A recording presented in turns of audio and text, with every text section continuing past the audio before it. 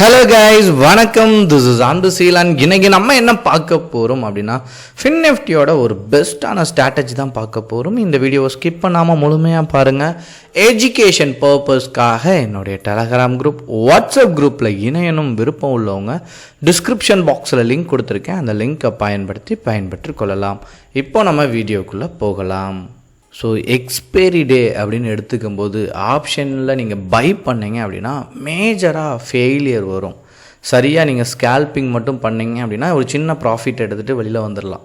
ஆனால் நிறையா பேர் என்ன பண்ணுவாங்க அப்படின்னா ட்ரேடை எக்ஸிக்யூட் பண்ணிவிட்டு ஈவினிங் வரைக்கும் வெயிட் பண்ணுவாங்க. இந்த பிகினர்ஸ் ஸ்டாக் மார்க்கெட்டில் இனிஷியலாக நீங்கள் வரும்போது இந்த மிஸ்டேக் பண்ணுவீங்க.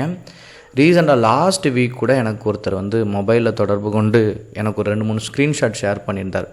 அவருக்கு ஆப்ஷனை பற்றி எதுவுமே தெரியலை. ஒரு திருப்பி சும்மா ட்ரேட் எடுத்துருக்கிறாரு, ஒரு நல்ல ப்ராஃபிட் வந்திருக்கு. அப்புறம் ட்ரேட் எடுத்துகிட்டு என்ன பண்ணிட்டார்னா அந்த ஸ்கொயர் ஆஃப் அந்த எக்ஸ்பைரி டேயில் ஆட்டோமேட்டிக்காக ஸ்கொயர் ஆஃப் ஆகும். இந்த மாதிரியான விஷயங்கள் எதுவுமே அவருக்கு தெரியலை. கிட்டத்தட்ட ஒரு 1,30,000 அந்த ஒரு நாள்லேயே அவர் என்ன பண்ணிட்டார்னா என்டையர் அந்த மணி ஜீரோ ஆயிடுச்சு, அவுட் ஆஃப் த மணி எல்லாமே. ஸோ என்ன ஆயிடுச்சு அப்படின்னா அவர் ஃபுல் அமௌண்ட்டே இழந்துட்டார். என்ன காரணம் அப்படின்னு எடுத்துக்கிட்டிங்க அப்படின்னா இன்றைக்கி 12ஆம் தேதி சரிங்களா. இதில் அவுட் ஆஃப் த மணி அப்படின்னு வரச்ச சரிங்களா. இந்த ஒயிட்டில் இருக்குல்ல, இப்போ இது நீங்கள் பார்த்தீங்கன்னா இது கால் ஆப்ஷன், இது புட் ஆப்ஷன். இதனுடைய அவுட் ஆஃப் த மணி நீங்கள் பார்த்தீங்கன்னா இங்கே இருக்குது பாருங்கள், 0.05 அப்படி என்டையராக கீழே வரைக்கும் பாருங்கள். அவுட் ஆஃப் த மணி ஃபுல்லாகவே அப்படி ஆயிரும் சரிங்களா. அப்புறம் இங்கே பாருங்கள் புட் ஆப்ஷனுக்கு.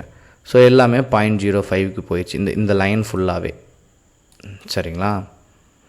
ஸோ இந்த ரீசன்னால் தான் ஆப்ஷனில் நீங்கள் செல் பண்ணினீங்க அப்படின்னா ப்ராஃபிட் ரேஷியோ அப்படிங்கிறது அதிகமாக இருக்கும். பை பண்ணிங்கன்னா மாட்டிப்பீங்க. இன்னொரு எக்ஸாம்பிளும் நான் உங்களுக்கு ஷோ பண்ணுறேன். இப்போ நீங்கள் பாருங்கள், இப்போ அவுட் ஆஃப் த மணி ஆயிடுச்சு. என்ன ஆயிடுச்சு அப்படின்னா உங்களுக்கு 0 ஆயிடுது. இல்லை நான் இந்த மணியில் ட்ரேட் எடுத்தால் எனக்கு சக்ஸஸ் ரேஷியோ எப்படி இருக்குது அப்படிங்கிறதையும் நான் ஷோ பண்ணுறேன்.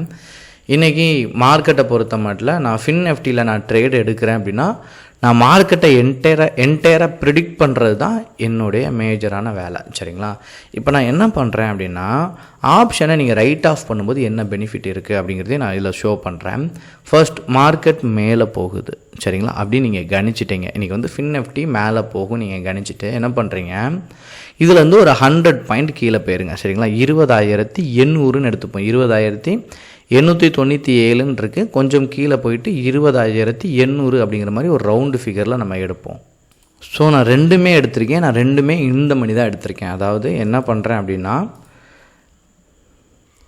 20,000 இங்கே நான் கரெக்டாக பார்த்தீங்க அப்படின்னா தெரியும், கால் ஆப்ஷன் 20,800 இந்த மணி சரிங்களா. இது கால் ஆப்ஷனோட இந்த மணி சரிங்களா. இப்போ நமக்கு 20,950 20,900 இதெல்லாமே அட் மணி இருக்கட்டும். புட் ஆப்ஷனுக்கு வெளியில் இருக்கிறது எல்லாமே இதெல்லாமே என்ன அப்படின்னா இந்த மணி சரிங்களா. அப்போ நான் 21,000 அப்படின்னு சொல்லிட்டு நான் என்ன பண்ணுறேன், ரெண்டையும் ரவுண்டு ஃபிகர் எடுத்துட்டேன். இதில் புட்டுக்கு எடுத்திருக்கேன் இந்த மணி, காலுக்கும் இந்த மணி எடுத்துட்டேன். நான் என்ன பண்ணுறேன், இதனுடைய 2 சார்ட்டையுமே நான் என்ன பண்ணுறேன் அப்படின்னா ஷோ பண்ணுறேன். நான் எதையுமே கணிக்காமல் இருந்தாலும் சரிங்களா, ஓரளவுக்கு மார்க்கெட்டை ப்ரெடிக்ட் பண்ணாலும் ஒன்றுமே இல்லை. நான் முதல் 5 மினிட்ஸ் இங்கே எடுத்திருக்கேன் 12ஆம் தேதிக்குள்ளது.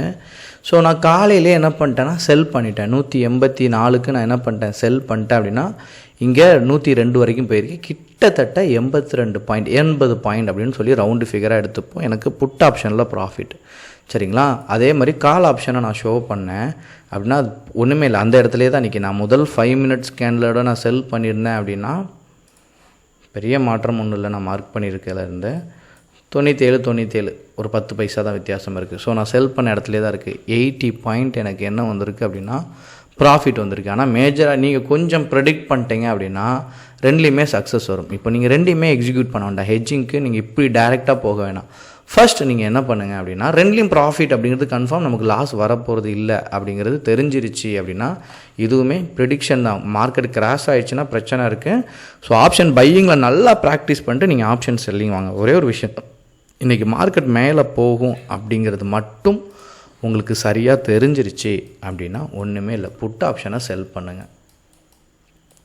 இல்லை மார்க்கெட் கீழே மேலே போகாது கீழே சரியும் அப்படின்னா கால் ஆப்ஷனை செல் பண்ணுங்கள். ஃபஸ்ட்டு ஒரு ஆக்ஷன் எடுங்க, இதிலே ப்ராஃபிட் வந்துடும். இதில் வரலை, இதில் ஏதாவது இஷ்யூ ஆகுது அப்படின்னா தான் நீங்கள் அடுத்த ஆக்ஷன் எடுக்கலாம். சரிங்களா? எக்ஸ்பைரி டேயில் உங்களுக்கு ரெண்டுமே ப்ராஃபிட் வரதுக்கான சான்சஸ் ரொம்ப அதிகம். ஸோ இதில் முழுமையாக என்ன அப்படின்னா உங்களுடைய ப்ராக்டிஸும் அனுபவம் தான் அதிகமாக தேவைப்படும். நிறையா பேர் என்ன பண்ணுறாங்க, டேரெக்டாக ஸ்டாக் மார்க்கெட்டுக்கு வந்தோடனே ஆப்ஷனில் ட்ரேட் பண்ணிட்டு நிறைய அமௌண்ட்டை இன்வெஸ்ட் பண்ணிவிட்டு ட்ரேடை எக்ஸிக்யூட் பண்ணுறீங்க. அப்படி பண்ணவே பண்ணாதீங்க. ஒரு வாட்டி உங்களுக்கு லாஸ் ஆயிடுச்சு அப்படின்னா ஸ்டாக் மார்க்கெட்டில் இருக்கிற என்ன அப்படிங்கிறத கண்டுபிடிக்கிறதுல உங்களுடைய எஃபர்ட்டை போடுங்க. அதாவது ஒரு விஷயத்தை மட்டும் வச்சுட்டு நீங்கள் தொடர்ந்து முயற்சி பண்ணிங்க அப்படின்னா ஃபெயிலியர் வரும். நிறையா விஷயங்கள் நிறையா அனலைசிஸ் பண்ண வேண்டியிருக்கும், நிறையா விஷயங்களை நீ ஞாபகம் வச்சுக்க வேண்டியிருக்கும். ஒன்றும் ஃபெயிலியர் ஆகும்போதும் ஒரு வாரம் நீங்கள் இருந்து வெயிட் பண்ணி அதில் என்ன பிரச்சனை அப்படிங்கிறத அணுகிறது ரொம்ப நல்லது. ஓவர் ட்ரேடிங் பண்ணாமல். ஏன்னா பணம் ரொம்ப கஷ்டப்பட்டு சம்பாதிச்சு வந்திருப்பீங்க. இன்னொன்று ஒரு பிரச்சனைனால ஸ்டாக் மார்க்கெட்டில் பணம் சம்பாதிக்கலான்னு வந்திருப்பீங்க. என்ன ஆகுனா நீங்கள் கஷ்டப்பட்டு வர்றதுனால ஸ்டாக் மார்க்கெட் அதெல்லாம் பார்க்காது. சரிங்களா? லாஸ் வந்துச்சுன்னா என்டையர் மணி எடுத்துரும். கஷ்டத்தோட கஷ்டமாக நீங்கள் பணம் சம்பாதிக்க வந்த அந்த மணியும் சேர்த்து எடுத்துரும். ஸோ கவனமாக ட்ரேட் பண்ணணும். ஓகேங்களா? Thank you guys. பாய்.